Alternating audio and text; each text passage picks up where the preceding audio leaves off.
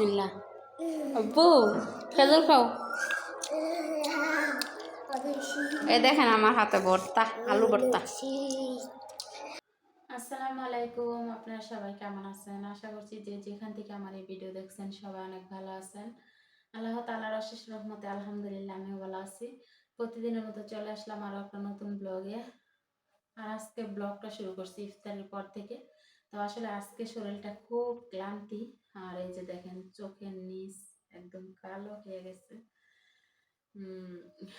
আমি প্রতিদিন মানে সেহরির জন্য রান্না বান্না করে সুন্দর মতো গোছ গাছ করে রাখি, কিন্তু সেহরির সময় আমি খাইতে পারি না।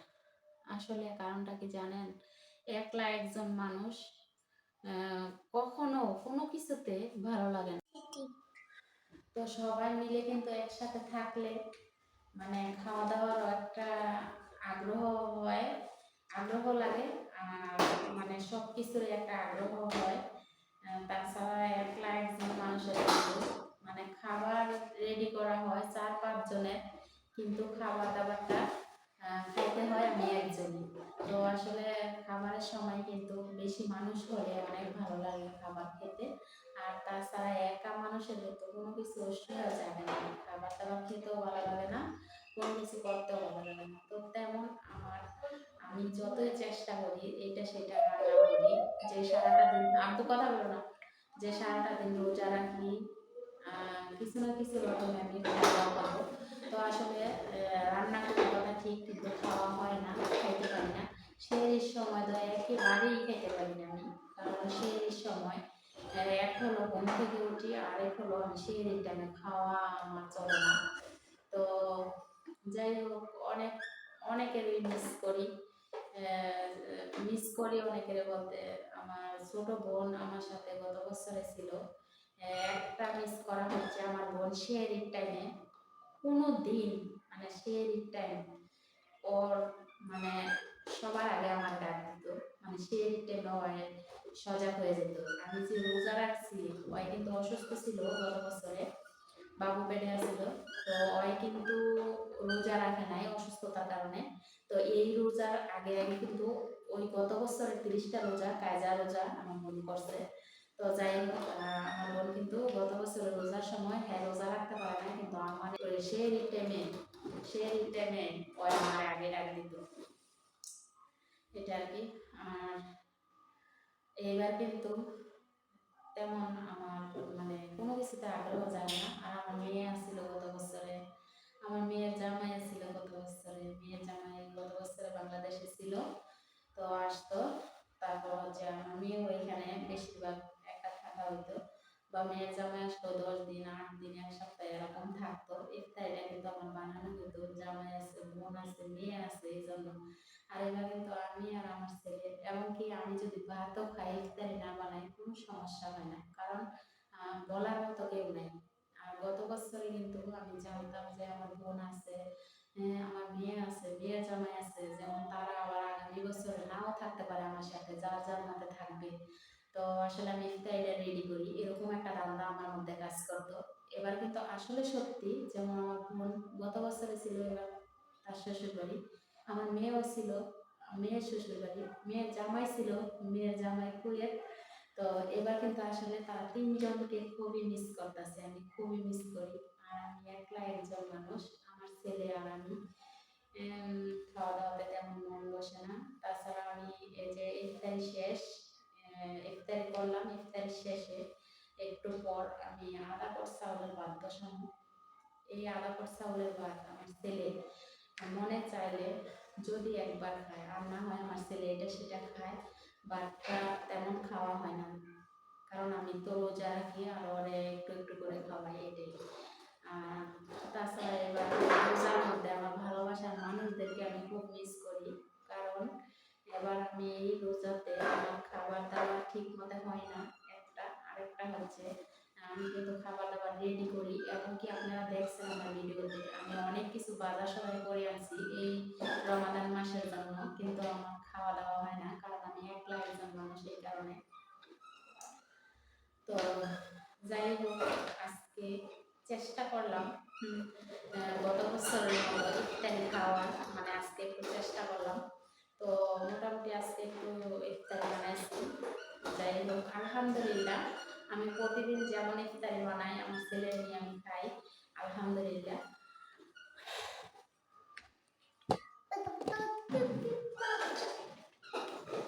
তবে আজকে আমি যে ইফতারি বানাইছি, ইফতারি কিন্তু আব্বু চুলা কি জ্বালানো দেখো তো।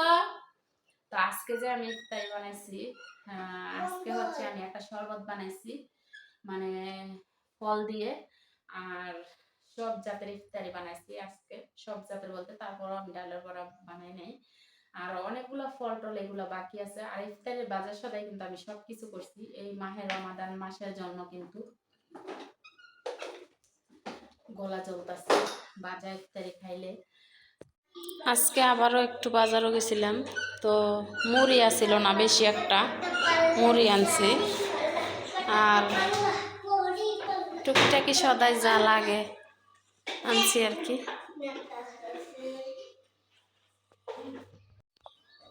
তো আসলে মুড়ি রাখার কন্টিনিউয়ার কিন্তু ছিল এইটা।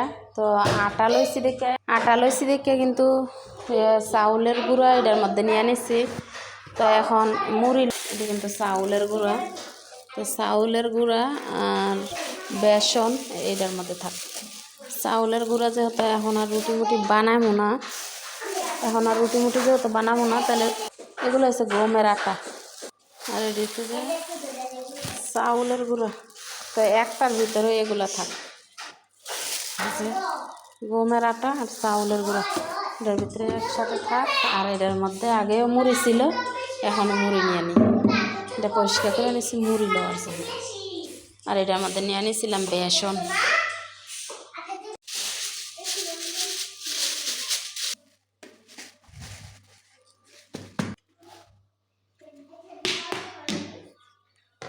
এক কেজি মুড়ি ধরছে, এটা আবার 2 কেজি মুড়ি ধরে, 2 কেজির বেশি ধরে, কম না।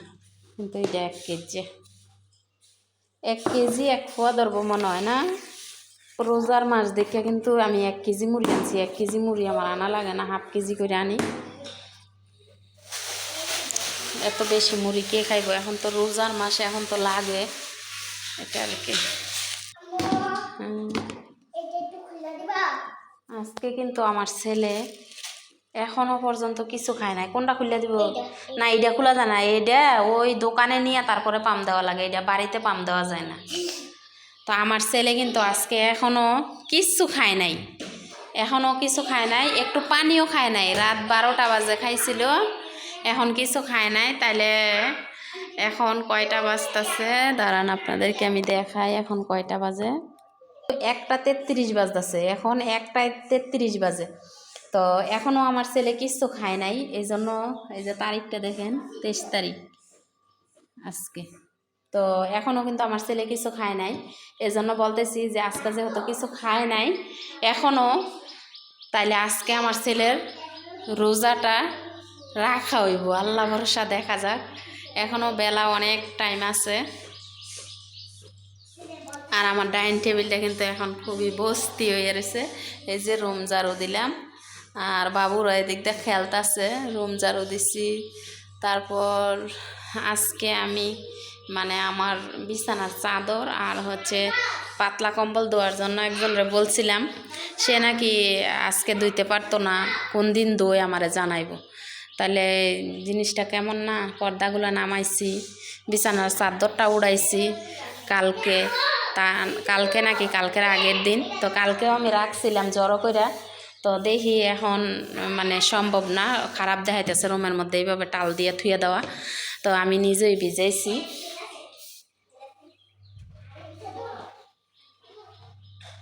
এই দেখেন ভিজাই রাখছি, 2টা হেজাব, বিছানার চাদর, তারপর আবার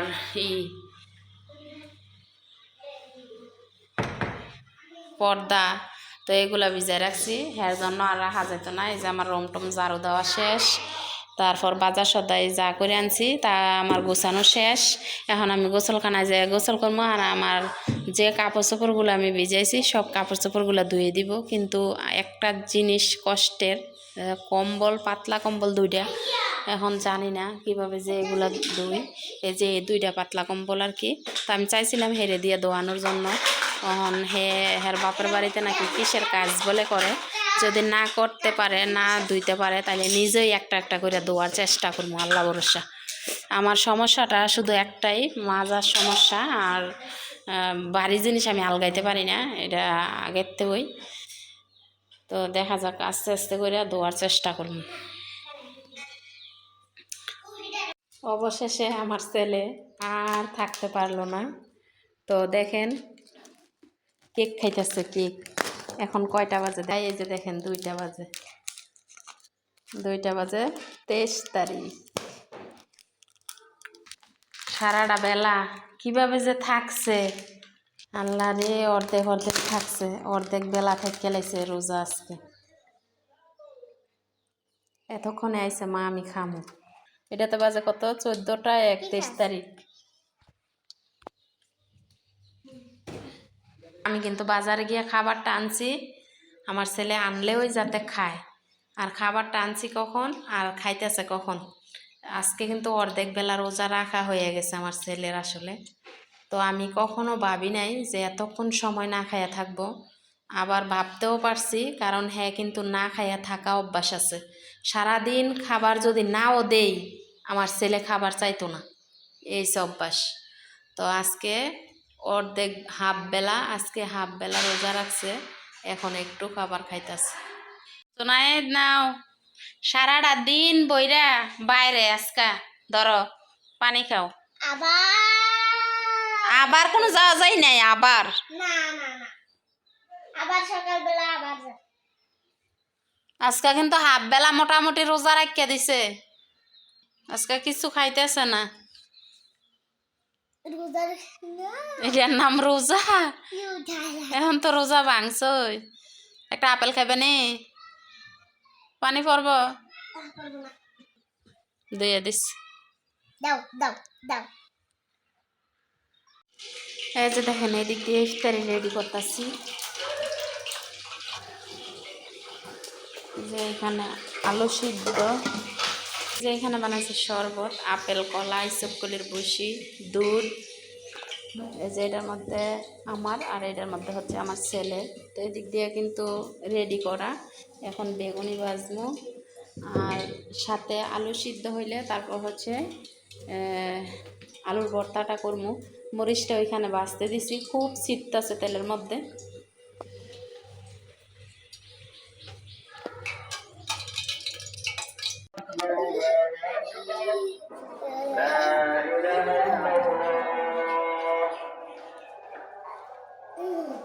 বিসমিল্লাহ। আব্বু খেজুর খাও। এই দেখেন আমার হাতে ভর্তা, আলু ভর্তা।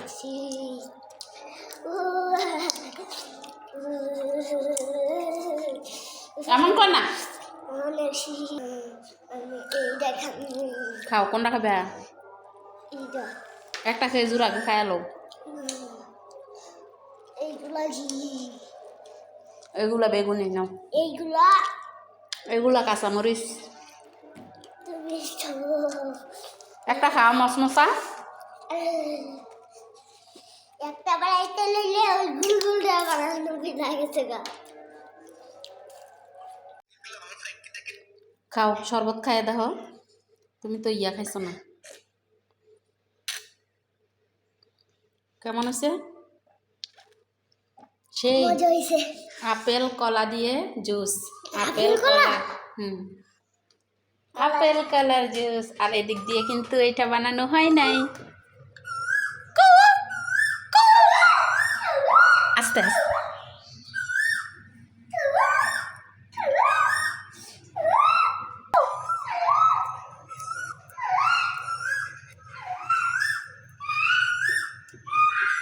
ইফতারির টাইম হইলে পাখি দুষ্টামি করে, দেখাও যায় না কোন দিকে। এই যে আমরা মা ছেলের ইফতারি, তো এই যে আমরা মা ছেলের ইফতারি, এখানে তো মুড়ি বেশি দিব না, এই যে 1 মুঠ করে 2 মুঠ দিলাম।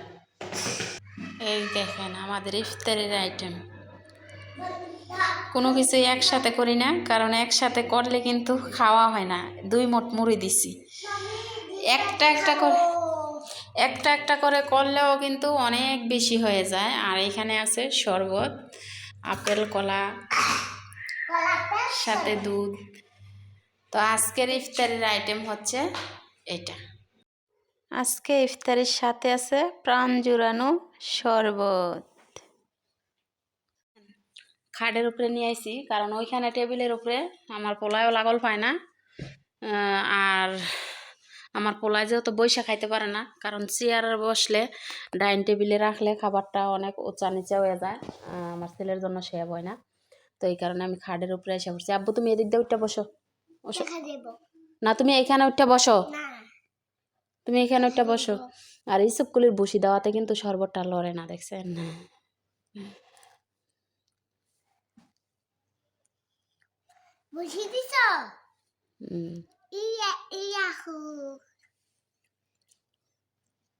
তো ওইখানে তো খেজুর মুখে দিয়ে ইফতারি করলাম, এখানে আবার খাওয়া শুরু করি। বিসমিল্লাহ বিল্লাহ। আব্বু মারাতে এইভাবে একটু খাইয়া দেখো তো।